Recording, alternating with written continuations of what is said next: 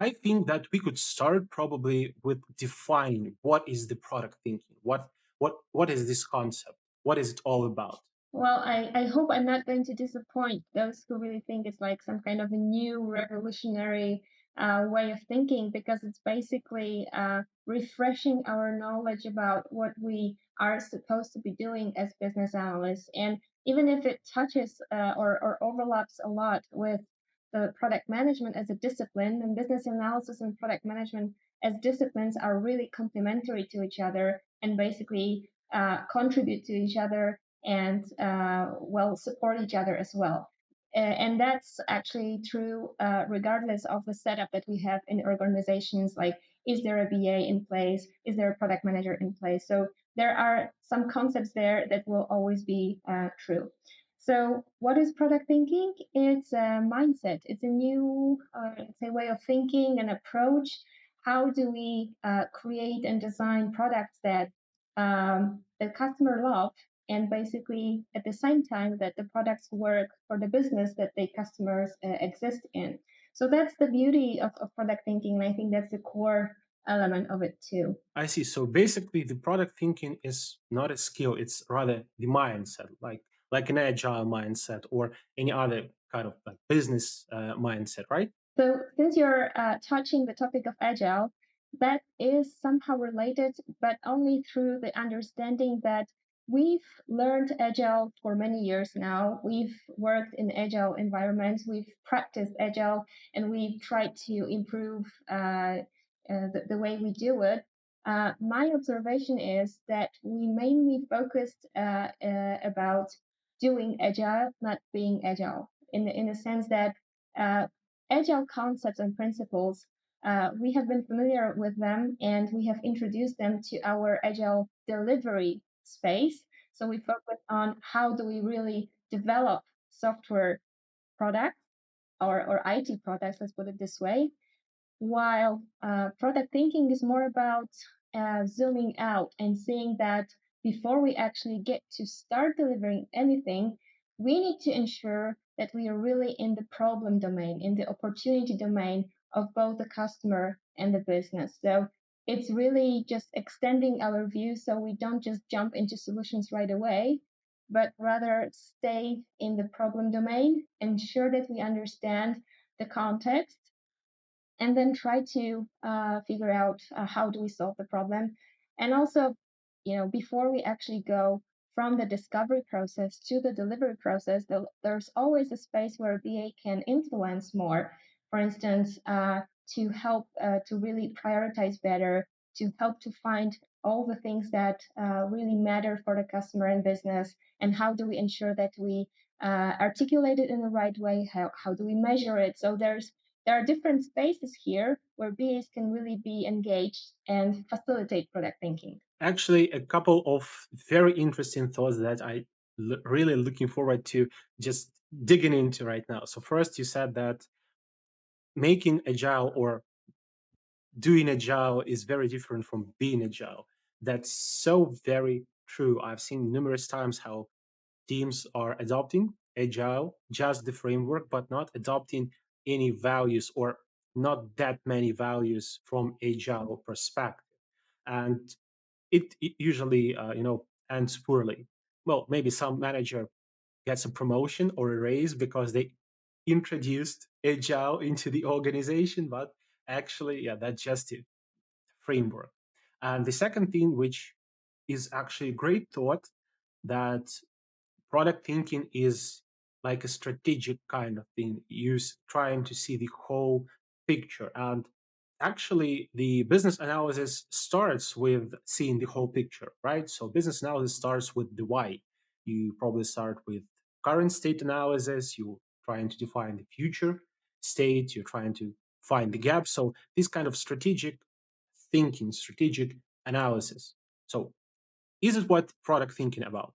Spot on, really. I fully agree that this is something that helps the BA to become more strategic in terms of not only learning what the strategies that help to derive the right product are, but also how to even shape the thinking of those decision makers who are responsible to make the right discovery and then to make the right decisions in the delivery space as well. So it's absolutely about leveraging our influence on the strategic level. And I think it's also somehow natural that we, let's say, junior BAs, practitioners, they start really in the space of delivery because it's something that really we learn from. And then we gain more maturity, we gain more trust as advisors to our decision makers, our senior stakeholders, executives. And that's how product thinking is really applicable to all the different levels of decision making. So delivery, yes, that's probably the most, the closest one at first sight, but then we jump into higher levels as well, because all this is really informing the processes on the delivery side. That's very true. Just exactly what I think about it. And actually, we've gone through a couple of like key concepts of product thinking. So maybe you could elaborate a bit more. What are other key concepts, key ideas behind the product thinking? So I usually emphasize three areas here. The first one, it really starts with customer centricity. So it's a customer obsession on every aspect that we're doing. First of all, placing the customer at the forefront, even thinking about customers as more important layer of analysis, not only the business requirements, the business strategies, the business objectives, but really how customers are located in this context of the business. So that's the first area to think of, and of course that goes deep down into the level of requirements engineering of the delivery process too. But first, it really just shows that the first area of looking into is the problem space of the customer in the context of the business. The second is more related to how do we ensure that we deliver value quickly. So again, starting from the customer, how can we ensure that we understand the customer to the level that allows us to anticipate what would be the things that the customer would be expecting from us. So that's about the time to value.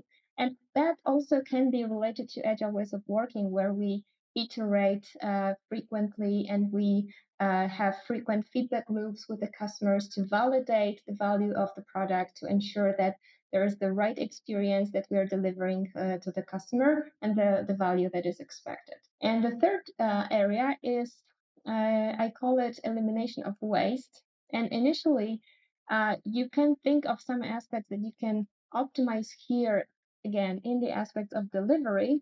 However, from the BA point of view, I think it goes beyond this. I think it touches the topics like how do we really look into the product? How do we define the product scope? Do we see it holistically? Do we see the end to end customer experience and therefore define the product components in the right way? It's also about how we determine our priorities, where are our strategies coming from, our objectives. So it boils down to how we plan, how we execute those plans, and how those plans actually influence and inform the delivery. So, I mean, those areas, they do overlap, but I hope that it's already a little bit more clear that it's not really about how we develop IT product, but really how do we see it holistically, where do we get the information about what's the right product, and how then do we deliver it in the right way. Thank you for sharing that. And I really love how those three key concepts actually map to business analysis. So you started with the customer centric approach, right? So the business analysis starts with the why, with the needs of business, needs of stakeholders. So basically, every solution fixes any problem or provides any opportunity for business or for organization, but there are always stakeholders behind that organization. So you always help people with your work. And the second thing, value. You bring value to the stakeholders as a result of your change. The only thing which doesn't obviously map to business analysis is the third thing, reducing waste. Actually, I couldn't say that I meet this specific part a lot in business analysis, like this obviously like waste reduction. Of course, we try to implement solutions which fit best, but that's actually a great thought for everyone. You're not just only producing something, you are also reducing something which is clearly not need to be there. Okay, so these are three key concepts, and I'm happy how they map on business analysis. So these are like things that are behind the product thinking. But I suppose that many people misconcept product thinking with something. And what are probably those common misconceptions? What people think wrong about the product thinking? Well, I think it starts from misunderstanding it for a concept that replaces business analysis or replaces any existing practices, or thinking that it only applies to environments and organizations that actually have been designed to be product-led organizations where products are actually, in the center of the whole organization. So it's not really the case. Because you can really apply product mindset without this, simply on the levels that are under your influence. Like if you think about elimination of waste, if you're still working in waterfall project, what you can still do is at least facilitate some conversations with the stakeholders, with decision makers about how would they actually know that whatever we're going to deliver in this way is going to provide this value. So maybe it all boils down to how do we even write high level strategies? Do we know how to write outcomes? Do we know how to articulate the behavior change that we're expecting? So it's really not that difficult if you think about it. And the other misconception that I mentioned is that it's not really just for people who are labeled as working in the product area. So it's not just for product managers or product owners or any other product related label. It's for anybody because there are many different groups of competencies that are needed to contribute to the end-to-end customer experience. So it's not just us BAs. It's also engineers, architects, user experience specialists, marketers, salespeople. So absolutely everybody is supposed to be a product thinker in this process. So it's not really just for people who are strategic to the product. It's for everybody who contributes to it. That's true because, of course, we are, as business analysts or product managers, we are accountable for and responsible for delivering the product in a way of thinking about scope, not the deadlines, not the budget, but the scope and the value. But of course, it's great when every person within the initiative thinks about the product, the value it delivers. It's in a lot of times actually challenging to how people think about it. Well, just because they have their jobs, they have a lot of tasks, and thinking about the big things, big picture, it's not the thing they used to do, probably.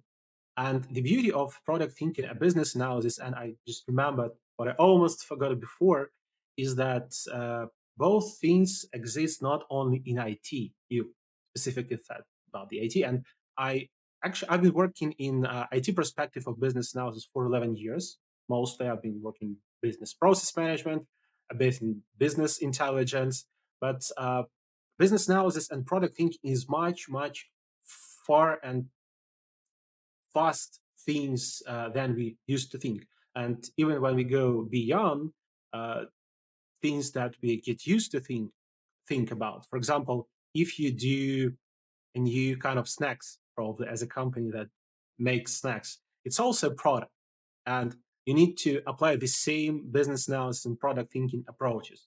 That. What do you think about this? Absolutely true. And I actually thought of another misconception about product thinking. So it's not really about pursuing product thinking in an environment where we sell things, where we actually commercialize products. Because even if you work for internal IT products, there are still some customers within your organization that you're supporting, that you're solving some problems for them, by providing certain technology that they can adopt to their needs and they can use it to address their needs. So in a way, this is another barrier. So it's not just for commercial areas where we're typically providing a product to the market, where there's a go-to-market strategies. It's also where we really think about our internal context and our internal customers too. Great. With that, we are actually organically switching to another topic we have today. So basically, we talked about the idea of product thinking. What is it about? What are the key components? Let's talk about the application. So, how do you see where you could apply product thinking? In which areas? You started, we basically started with that. We like told that it's not just IT or it could be anything. But maybe you can provide a couple of examples or like initiatives you've been working in and you apply the product thinking. You always start from framing your problem by describing who is the customer that you're targeting, and therefore targeting the particular needs of the customer. And that doesn't really start from understanding any sort of IT aspects. First, you need to understand where the customer is coming from, what are their jobs, their daily routines, their accountabilities. So something that might influence the fact that they have a specific need, and then you go to get to understand this business context. So again, what kind of department they're in, what are their daily jobs that they are reporting, right? So if you think about it, when you're requested to evaluate a process, simply because someone is expecting to be automating a process and they're looking for some optimizations in the process. So there's automation only comes at the end of it, and there might be some technology adoption to it. But first, again, you're only looking to see who is the customer, what are they doing, what kind of collaboration is happening in the process, and then you understand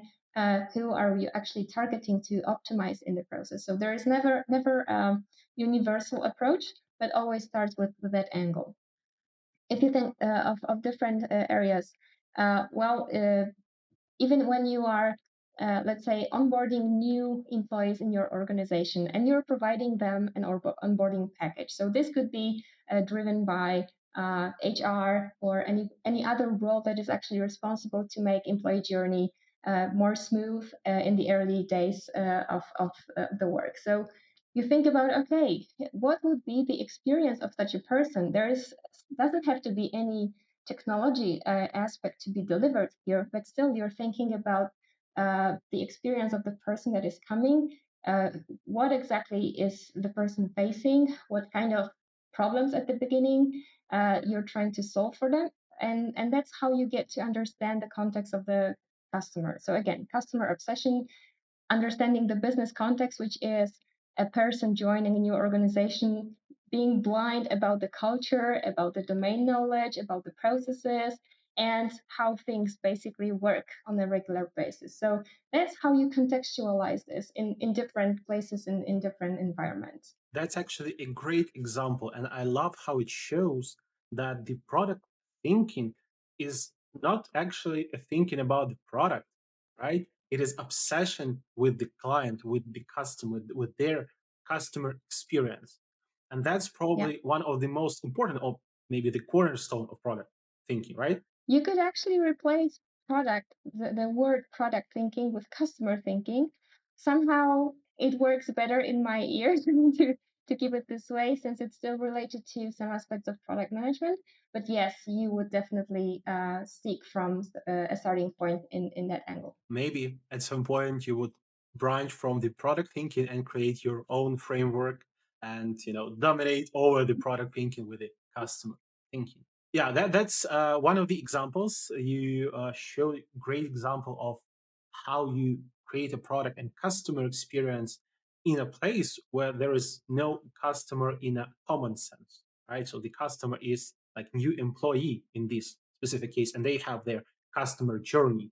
And I suppose someone somewhere actually drew the customer journey maps for employees, and that's actually a great technique for such things as well. And I thought that maybe in your career, for sure, in your career, you had challenges in applying product thinking, and you might have examples of how product thinking actually made an impact. And it was obvious that this specific approach and mindset made an impact. That's a difficult question to picture for you and whoever is listening, because basically the whole topic is something that I initiated in my let's say local part of my organization, which was also a trigger for a larger transformation that I joined and helped to design. So since we have been in a transformation for quite a while now, we are still learning this approach. And product thinking is definitely a team sport. So I wouldn't be able to take any credits for anything that I made individually to introduce the I don't know the new ways of working into any specific area, because simply we have done a huge transformation recently. And I just wouldn't be fair to make any explicit examples here. Maybe you have an example when you, as a part of the team, did something that's where you applied a product thinking or a product Mhm. mindset, having customer in mind, and which is not covered by NDA, and you could share, or maybe change some information to make it less secure. Sure. So maybe some aspects of the change management. So when there is a transformation, it's definitely always some impact that we need to translate into specific information for the people. How do we communicate certain change? How do we help them to adopt the next stages? Or how do we even understand how this change is going to influence them? So I was working on, let's say, preparing some next steps for how do we implement the change in an area. So, the old school approach would be let's just, push it through the fence and people will hear about it on a town hall and they will adopt because it's as simple as it is. It's self-explanatory. We don't need anything else. While I was pushing to really cluster specific recipients of that messages, of that narrative, to ensure that the message is more tailored to their needs and also tailored to their context so that they can better understand how the change will influence them directly, whether personally or their teams or their scope of responsibilities, and anything that could make them feel at least a little bit threatened because of the change, because we're just human beings and we don't really like if things change. So if we empathize with the end users in this way, regardless of the context, it's always easier if we try to get into their shoes and think of what if I was in there, how would I feel, what kind of things I would expect to receive from the organization. So I try to steer my colleagues and the team in order to better prepare for that with that in mind. As per you say, I think that probably that's the biggest challenge of applying product thinking, because we are human, they are human beings, and we try to communicate, and communication is always an issue. Even when we think the communication is great, it's not always great, right? So, is that it? Is that the biggest challenge, or I'm missing something here? Well, I think it's more about understanding who is impacted by the change and how. So in product thinking, we cannot think that everybody is equally impacted and equally we can send over the very same message to everybody because again, product is more contextual. So it's not universal. We need to always think about this context. And that's how we cluster our customers into different groups in order to better deliver the product. And I think it's not really about. I mean, collaboration is the enabler here, and of course, BAs play a very important role here. But it's also about framing the problem and the impact of the problem to anybody who will be working on it, right? So that we don't really jump directly into writing communications to our employees about how the change will impact, but really thinking, okay, so who are we actually targeting? What kind of messages we want to send over, and what will be the perception of those messages, because the perceptions will be different. It depends on the people readiness to adopt the change, the people perceptions of the threat, whether they are still be in the organization or not, etc., etc. So there needs to be this empathy in place and thinking about how people really react to change. True, and that's actually a great example of one of the key concepts of business analysis, the enterprise limitation. Every time we introduce change into the organization, and organization actually in a broad sense, right? The organization could be like a business or a group of businesses, or one person is also an organization, and maybe your group of friends trying to get from the couch and go somewhere for a vacation. That's also an organization in some sense. And Yeah. dealing with those limitations of people, their culture, of their minds, it's yeah, that's a huge challenge actually. If you have a huge family, and exactly with your example of how do you want to decide where to go for Sunday dinner, and then you are asking, so what is your preference? You will probably get all the different ideas as to what is the actual solution to it. And then you need to think about, okay, so who are you targeting? Are you listening more to the elder people in the group, or more to adapt to the kids that are in the family? So it's always a matter of really reaching out and seeing who's your group. Now we know what is product thinking. Now we know what's in its core, and what are the applications for product thinking. Behind the application, there is a large amount of information, knowledge, and skills. So, how do you see what are the core skills for the person who would like to adopt the product thinking mindset? Well, I think there is a good benefit and advantage for every business analyst, because we kind of already have those skills that are naturally helping us to perform business analysis. So it's definitely problem solving and seeing the big picture of the problem, and being able to zoom out of the solution that we're hearing about or somebody's proposing, and that we're really making a step back, ensuring that through systematic analysis we get to some evidence of the fact that there is a certain need to be addressed. So definitely that. Uh, well, it's good because we, as business analysts, we are always expected to do that. It's just like it's really always a starting point. And then I would say it's really about um, determining the difference between um, problems, opportunities, certain risks and challenges that we get to hear from our business, from our context, versus determining if something is a solution in disguise, because we get to hear the demand from all the different places in our organizations, and people are bringing us, they're engaging us to initiatives. Often they already have some solution in mind. Maybe it's not yet so specific, so they think that they need BA to clarify this. But this is where we need to be more challenging and ensure that we really are convinced whether something is a solution already or is a problem that we need to dig deeper and find out all the root cause of the problem, where is it coming from, and then only discover if that's the right solution for it. What else? I think there is a lot of mm, stakeholder management. So there are all the skills that help us to be better facilitators, better communicators, that we are able to engage with different levels of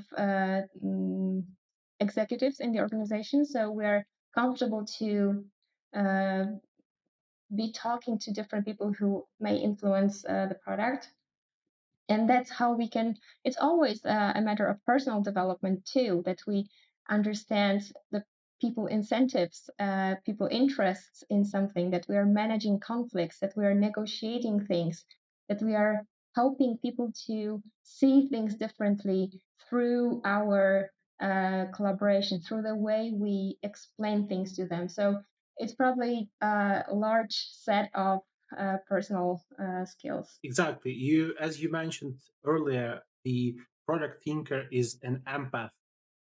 Like it's the first thing that you need to understand. You need to understand what people feel, what they think, what they want, how they experience things, and build a product centered, like customer centric, to incorporate all the knowledge, all the experience around the person. And yeah, actually, you walked us through the couple of key skills like seeing a big picture, managing stakeholders, uh, eliciting requirements from those stakeholders, and these are huge topics. And I suppose that for the person who is taking their baby steps towards the product thinking, there might be some bits of knowledge to begin with, maybe some specific techniques for those three areas, or maybe some books to start with, just to begin your journey in product thinking. So I would first encourage you to think either individually or maybe in a group that you're working with to try to identify what are the pain points of the team, maybe the pain points of the collaboration, maybe the pain points of how do you find your work, whether this is valuable work or maybe you see that some things need to be changed in terms of the merit that you were working on, and that's how you can pin your first steps to. And if that boils down to, let's say, understanding what the product is, then there's a very nice tool that I recommend to look into. It's very simple. Of course, it has a depth. So it also requires some uh, evaluation of the details of the context with the stakeholders. It's called Wordly Map. So it's something that helps to uh, in a simple way on a sketch to draw connection between this customer context and the business context. So I really recommend to look into the page learnedwordlymapping.com. There's plenty of useful materials there. It's free and also absolutely gives you the first glance into the tool. And you can try to use it simply to refine your scope, how do you really understand the end-to-end customer experience, and maybe if you have everything in place to provide it. And when it comes to facilitating collaboration, it's probably a matter of understanding how you work. What is the conversation flow in your team? So maybe that's a matter of clarifying some expectations in between the people that are close to you. Maybe it's a matter of explaining them about how you could all together make things better without really going deep into trying to educate about product thinking, just about explaining that maybe we can try to for instance, do a knowledge sharing about our domain, our business area. It always helps to bring people to the same page when it comes to understanding the context. It incentivizes people to do the discovery more often because then they start asking questions. Why exactly? What for? Who's it for? Etc. So there is a certain way you can trigger these points of conversation, but I think they need to be related to what exactly you're finding out to be an issue or maybe an opportunity just to make it better. And of course, I prepared a few recommendations for you in terms of some books. Something that I found very inspiring at the very early stage of my path in product thinking. So I'm going to show you a few titles and explain what can you look up in there. So I'm going to start with the first one, product thinking. So some of them are really explaining the concept, explaining the way that really product thinking is different, let's say, from everything else that you've known so far. So that's title one, radical product thinking. Well, as long as you think about product thinking as the only way to do things, that might not be the best approach. but still it provides a way for you to understand if that applies, if that's something that you might find useful. Something very famous, probably the lean startup, something that helps to understand that product thinking is about bringing innovation and managing innovation in your organization, being lean about your processes, being lean as to what is the problem that you're solving and what is the solution to the problem. I'm also telling a lot in my presentations that if we are really focusing only on the delivery aspect of designing the products that customers love, then we really tend to land in the build trap. So this book really helps to understand that we don't really want to be centered around building functionalities and features and delivering them in a continuous manner. We want to get out of that because there needs to be a space of the problem analysis before we actually do it. So very, very useful. And I couldn't really not mention uh, Marty Kagan. So I have Empowered here with me, but there's also another one which is Inspired. There are all sorts of practices and explanation of scenarios that you can navigate to be more product centric. And a very recent release, which is about transforming into a product led organization, also very interesting. Even though Marty Kagan claims that business analysts are not exactly the roles to be labeled in product management, but still very, very, very insightful to understand how can we make it better. If you're interested in bringing product organization or designing organizations to be more product centric, there is a level of enterprise analysis. Also something that I was interested in. So another book here, Sooner, Safer, Happier, to understand what mechanisms in organizations prevent you to be product centric and how you can face them, how you can steer some conversations on a strategic level. Then probably one more, because it's something that also helps to clarify how can you bring some processes in your organizations that also enable product teams, product operating models, so product operations, also quite recent release. So yeah, I mean, I could probably bring a few more from the background, but as a starting point, those are really, for me, the top ones that I would recommend. So I definitely encourage you to dig into it to better understand how exactly this can make your business analysis practice better, because it's simply about upskilling in certain areas that, first of all, they can bring some benefits for your organization, but also help you develop as a BA. Because product thinking is about developing two perspectives. So one is the BA craft, with being focused on experiments, on bringing the evidence of scoping the products in the right way, but also about product leadership. So this is where you can support people in the roles that are strategic to the product, or anybody who contributes to the product. You help them to collaborate better simply because you help them to see the big picture. So that's one thing.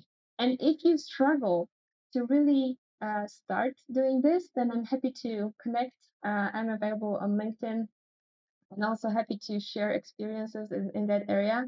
And if you like to just ask any question, how did it work for me, and anything that you find interesting, I'm available for you. Thank you for sharing so much about the skills that product thinker need to possess. Now, maybe you can share a bit on the challenges that one may have when they go from where they are to product thinking, to embrace that approach, to embrace that mindset.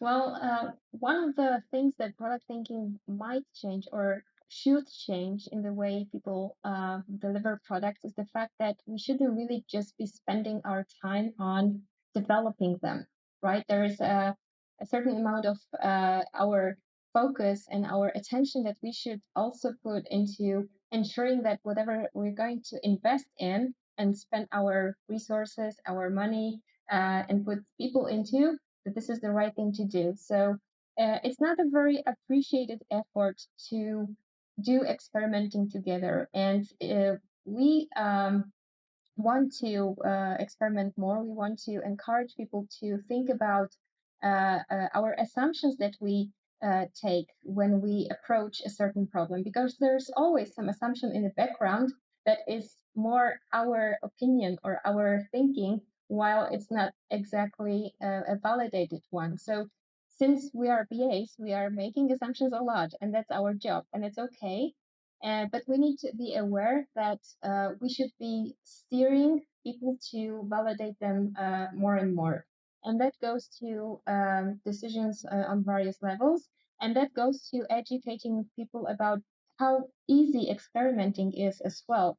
Because it's not really about running a certain format of experiments, it's more about ensuring that you all contextualize. So if you observe there is a pushback from it, then maybe you can just try to clarify that it's not really that big of a time span or effort that they need to put into experimenting, because you can explain what is going to be the value the outcome of it, that is going to bring you more learnings, more knowledge of your customer, of your business, and you're always going to be able to use this knowledge going forward. So that's not a waste of time. That's only an investment that you make in your proceedings. So I suppose that the challenge is that people don't really understand it, and they, even when they are open to start it, to experiment a little bit more, they do treat this as something that you do in parallel to your ongoing initiatives. So they tend to outsource experimenting someplace else. But that's not what this is about. So we are experimenting in order to gain better knowledge of our context of the business and the customer. And that's how we transfer this knowledge into our next step. So it's important that it's happening within the team that is actually responsible for the product and nobody else. Uh, what else? I guess the challenge also comes from the fact people have certain responsibilities. They are often articulated in the way how frequently we release things, how frequently we provide solutions to our customers. So we want to ensure that there are different mechanisms in order to measure our progress, that we're not progressing if we release 5 or 6 or 10 times a year. We're progressing if our customer metrics change in a certain way, if we are able to measure the satisfaction, if we are able to measure the value. So this is where we bring the focus on, not trying to measure the delivery aspects, but then again, put it into the context of the customers, and that's how we can inform the people around us. I guess that would be the first important ones. Yeah, it feels like a big challenge, specifically for people who are entering the field. And if you're kind of experienced business analyst, you already work with those things, you already work with people, you understand how it happens, how the value is delivered, how it's measured by the stakeholders. But probably you still need to make another step forward or another step up. I'm not sure what the correct metaphor here, to be closer to your stakeholders, to the people who are you bringing value to. Actually, I was thinking that one of the authors of the books you mentioned, he said, is it correct that he said that product management or product thinking is not for BAs? Is that what it is? If you're referring to Marty Gagan, so that's not exactly it. Well, he mentioned he's absolutely operating at the very top level of product companies. So he has the experience to be able to name what is the best of the best, what are the best practices of the best companies. And I think his insight here was that we in organizations we tend to create complex structures with many different labels on the people who work on product: product manager, product owner, business analyst, product designer, and we can actually mention many more. the idea here is that it's not about the BA label. It's more about ensuring that uh, whatever BA is responsible here for informs the whole idea of managing the product. So it's not about not having BAs at all. It's about upskilling BAs maybe to be more better product managers, or clarifying what are the accountabilities on the product side, like when you need to be more strategic, when you actually need to figure out how do you want to go to the market, and how do you want to ensure that your there's a return on the investment. But that applies really to the commercial products, while I think more about the generic, let's say, approach to the products, that even in the organization where you're not selling any side, you can apply these principles. So I still think that product thinking, according to Marty Kagan, is the ultimate level of competency in this area. But let's face it, most of our organizations are not. Well, probably. And only one thing I can do with this is to agree that the product management and product thinking actually is something you build on top, probably, of business analysis. So let's say you have a business analyst, and in core competence, there are requirements elicitation, needs elicitation, coming up with solutions that bring value. All of that actually also what product management is about, what product managers do, and it is what product thinking is about. It's a bit different aspect of product thinking, like bring value to people rather than thinking about the monetary thing behind it. Of course, you do. Of course, you think about it. You cannot not think about it, but you first think about people, and the other thing comes next. And I believe that in the core of every product manager is actually a business analyst, because as more I look at product management, I understand that the same principles, the same practices apply. And I see the product manager as one of the further steps for business analysts. There are many steps business analysts can go through before going to product management, or like go directly there. But it's like, as I feel, the business analysis is fundamental, and the product management has the same thing and a bit more. Absolutely. A very good point. It's definitely a development path for BAs who are interested in it. Uh, we would probably need to acquire certain knowledge in terms of managing product strategies, managing product life cycle, ensuring that we are able to determine when do we move from the early adopters to the more mature stage of our product. How do we scale? How do we increase the value? How do we optimize the value? And then maybe look for different customers. So there's a lot, let's say, a mountain of knowledge that is on top of business analysis to get there. But I fully agree that that's definitely a development path. Just for full disclosure, I think that you can grow as a business analyst for many years. I'm the example, right? I'm growing as business analyst for 11 and a half years. And you actually can go from business analysis directly to C roles at some point. So there is no like barrier for that. But the product management, after many years of excelling in this thing, in business analysis, is, well, why not? It's great next steps, maybe product ownership, product management. You frame it differently between product manager and product owner. So we are touching here upon, what's in scope of the Scrum framework versus what are the explanation of the accountabilities between the roles. And there are so many different flavors to it that's probably not so relevant to clarify at the moment, but I think it's still like the path is similar for business analysts to pursue. We've discussed a lot today. Thank you. And probably you thought about that, or you had other product managers talk about that. What is the future for product thinking? I suppose it's developing in a way. So what's happening in this area? I'm not sure. And I'm glad I'm not sure because I hope that there are going to be different flavors of product thinking depending on To what extent can we really apply it in various companies, in various organizational uh, perspectives? I think there is a certain opportunity to develop some sort of maturity path, like evolution path, how we can become product thinking organization, for instance, initially on a product level, maybe on a enterprise level, maybe on a strategic level, because that touches upon how can you really apply it in different ways, not only thinking about delivering products as IT. Uh, but I also think it matters in terms of how would the market evolve in these terms.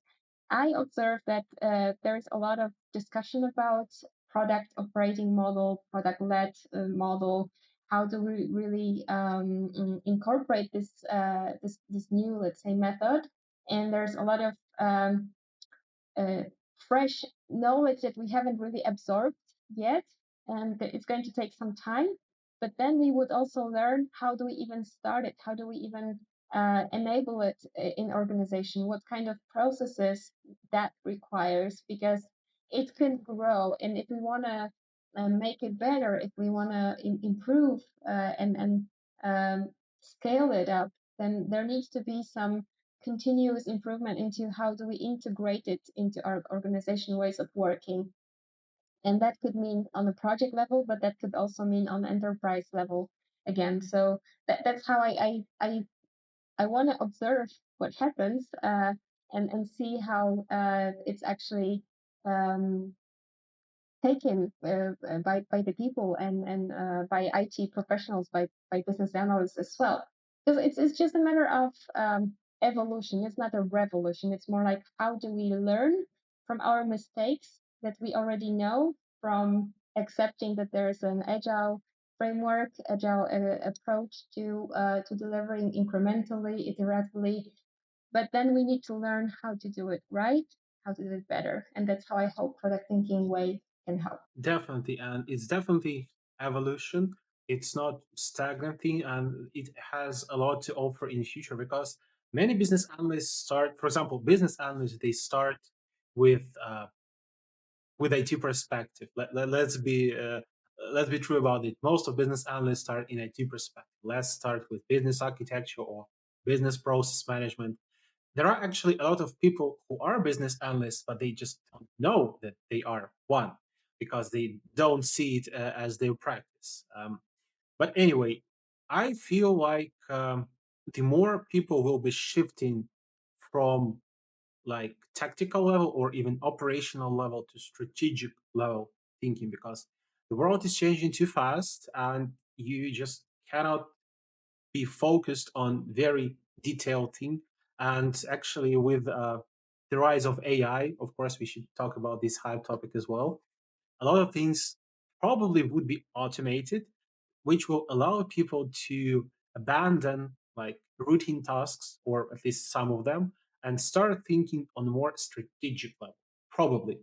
I'm not sure, but let's see how it goes in future. I would agree. And I would also say that it's not really moving away from doing things on a tactical level. It's more like being able to make the right connection between the strategy and then how we execute it. If you have or if you had to provide one single advice or a couple of advice to aspiring business analysts or product managers or people switching to product managing, becoming product thinkers, what would that advice be? Put yourself in the shoes of your customers and think if you would be happy to be served with the product that you're serving them. That's a starting point because that's something that will help you to see again if there is anything else that would improve their experience with their product, and therefore that you can bring into conversations and discover if there are any other ways that you can help to solve their